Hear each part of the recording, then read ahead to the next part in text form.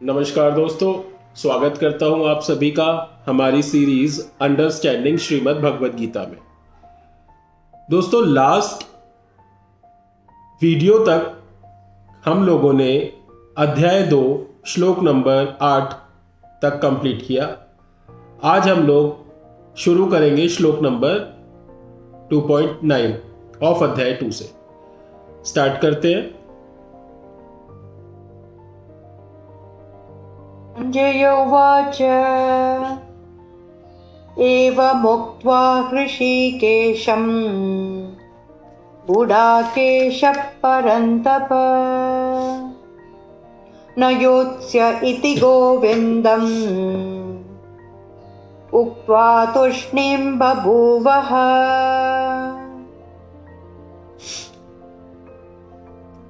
Last श्लोक तक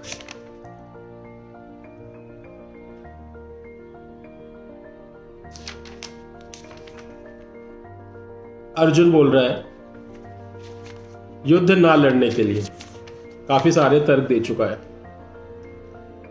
अब जब अर्जुन युद्ध करने से हार मान चुका है तो ये बात संजय अपने महाराजा धृतराष्ट्र को कैसे कन्वे करता है इस श्लोक के माध्यम से। संजय कहता है कि इस प्रकार कहने के बाद शत्रुओं का दमन करने वाला अर्जुन कृष्ण से बोला, हे गोविंद, मैं युद्ध नहीं करूंगा, और चुप हो गया। धृतराष्ट्र कहीं ना कहीं यही सुनना चाहता था जो इस श्लोक में संजय ने धृतराष्ट्र को कहा। धृतराष्ट्र तो चाहता ही है पांडवों का जो राज्य है, जिस राज्य पर आधा हक पांडवों का है, धृतराष्ट्र तो उसको अपने पास रखना चाहता है।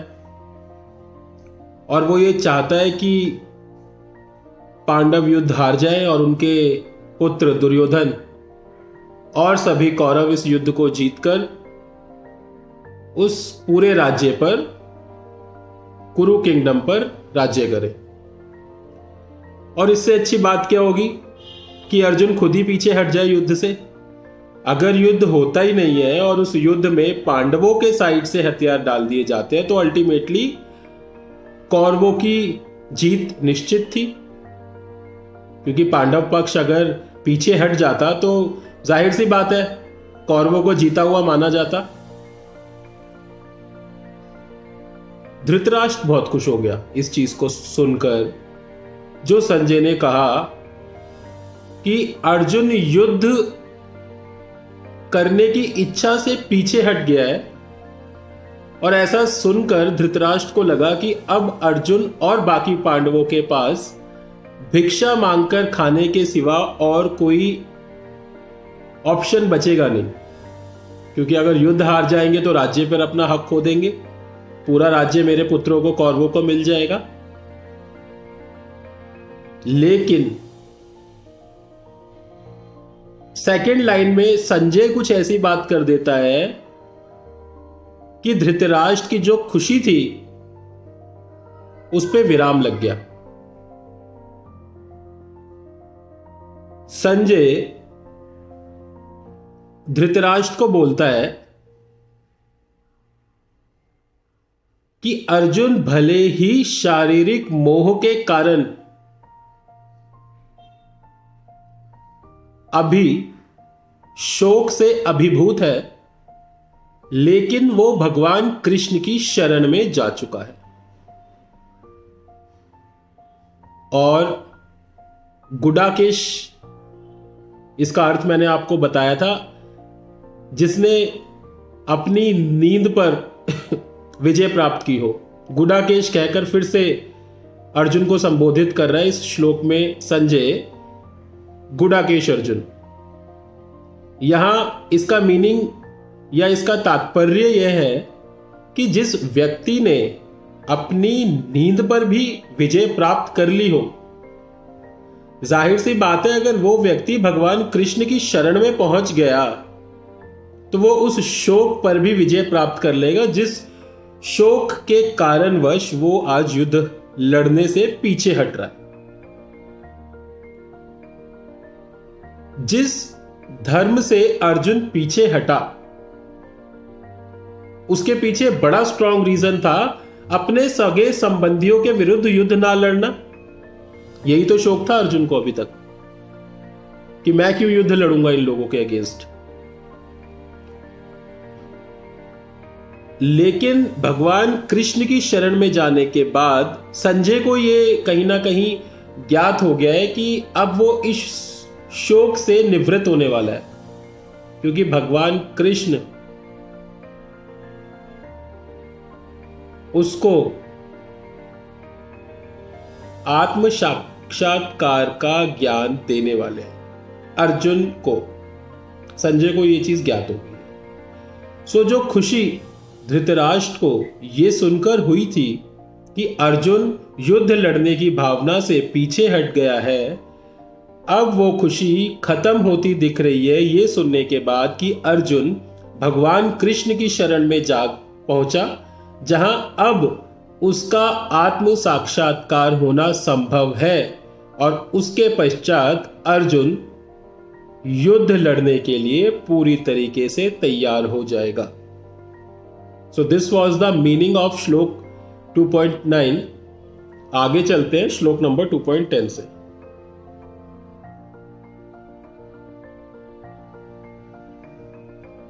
मोवाच हृषीकेशः प्रहसन्निव भारत सेनयोरुभयोर्मध्ये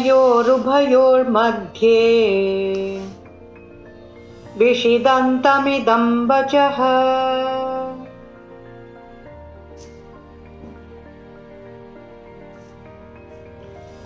हे भरतवंशी, उस समय दोनों सेनाओं के मध्य शोक मग्न अर्जुन से कृष्ण ने मानो हंसते हुए ये शब्द कहे। अभी भी संजय बोल रहा है धृतराष्ट्र को कि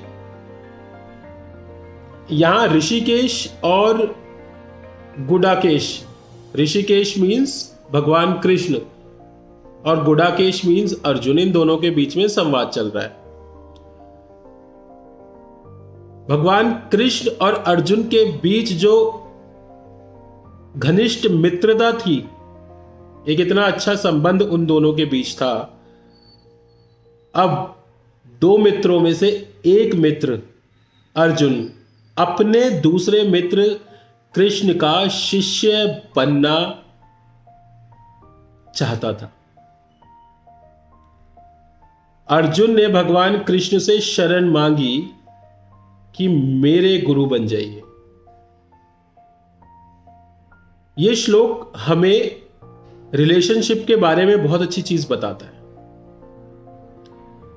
भगवान कृष्ण के संदर्भ में आप भगवान कृष्ण को किसी भी फॉर्म में पूछ सकते हैं,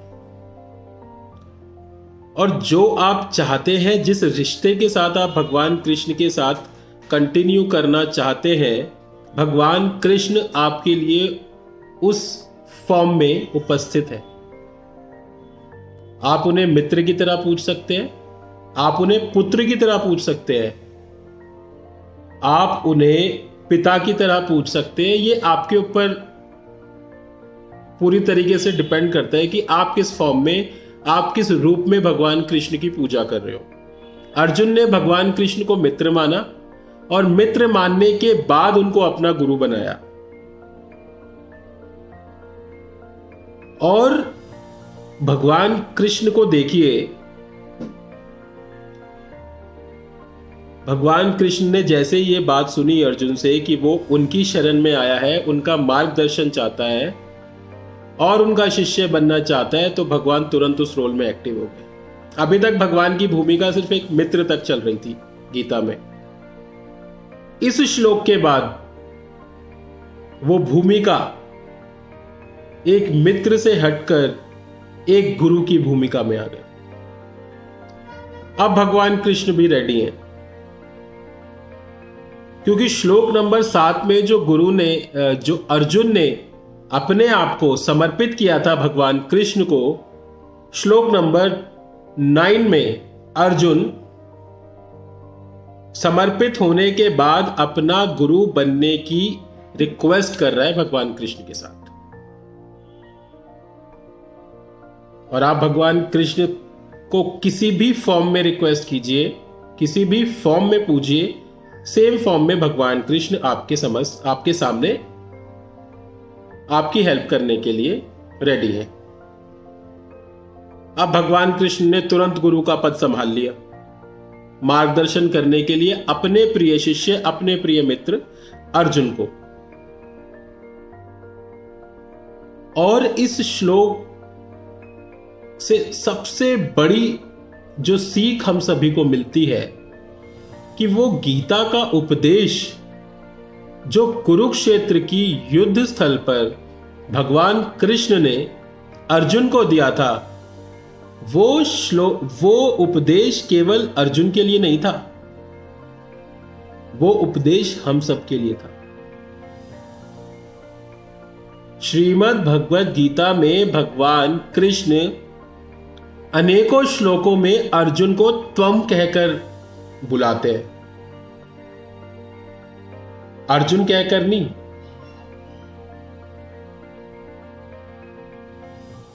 त्वम का मीनिंग भगवान कृष्ण हम सबको बोल रहे हैं, नॉट ओनली अर्जुन।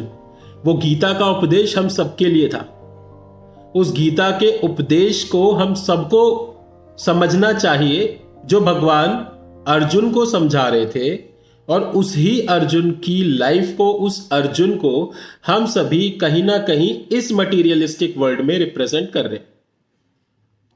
हालांकि हम अर्जुन के सामने कहीं स्टैंड नहीं करते किसी भी तरीके से, ना तो स्ट्रेंथ में, ना नॉलेज में, ना समर्पण में, ना ज्ञान में, किसी भी प्रकार से, बट स्टिल हम रिप्रेजेंट कर रहे हैं अर्जुन को इस युग में।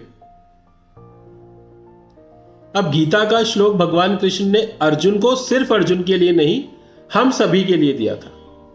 अर्जुन वॉज जस्ट अ माध्यम,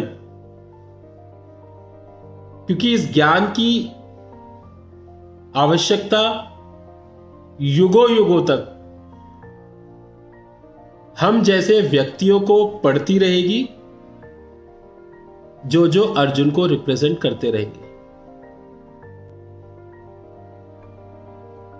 और आने वाले श्लोक बड़े इंपॉर्टेंट आने वाले हैं, जब भगवान कृष्ण आत्मा के बारे में, जन्म के बारे में, मृत्यु के बारे में, माया के बारे में, परमात्मा के बारे में, पदार्थ के बारे में, तत्व के बारे में अर्जुन को ज्ञान देने वाले। जो गीता का उपदेश है, जो श्रीमद् भगवद गीता है, एक्चुअल में वो अब स्टार्ट होने वाली है। वो उपदेश अब स्टार्ट होने वाला है। अभी तक तो भूमिका चल रही थी, स्टेज तैयार हो रहा था उस उपदेश के लिए। आप सभी से मैं ये रिक्वेस्ट करता हूं कि जितनी ध्यान के साथ आपने अब तक की सीरीज को सुना है, अब उससे ज्यादा ध्यान लगाने की आवश्यकता आपको है, क्योंकि अब भगवान कृष्ण कॉन्टिन्यूटी में बोलने वाले। सबसे ज्यादा श्लोक श्रीमद् भगवद गीता में भगवान कृष्ण की। अभी तक वे कुछ नहीं बोले, लेकिन अब वो बोलना स्टार्ट करने वाले। सो कृपया करके अपने ध्यान को केंद्रित करें, अपने आप को जोड़ लीजिए श्रीमद् भगवद गीता के साथ, उसका पाठ करिए, उसको सुनिए, उसको समझिए। इस वीडियो में सिर्फ इतना। श्लोक नंबर 2.11 से हम पाठ करेंगे नेक्स्ट वीडियो में। धन्यवाद। जय श्री कृष्ण।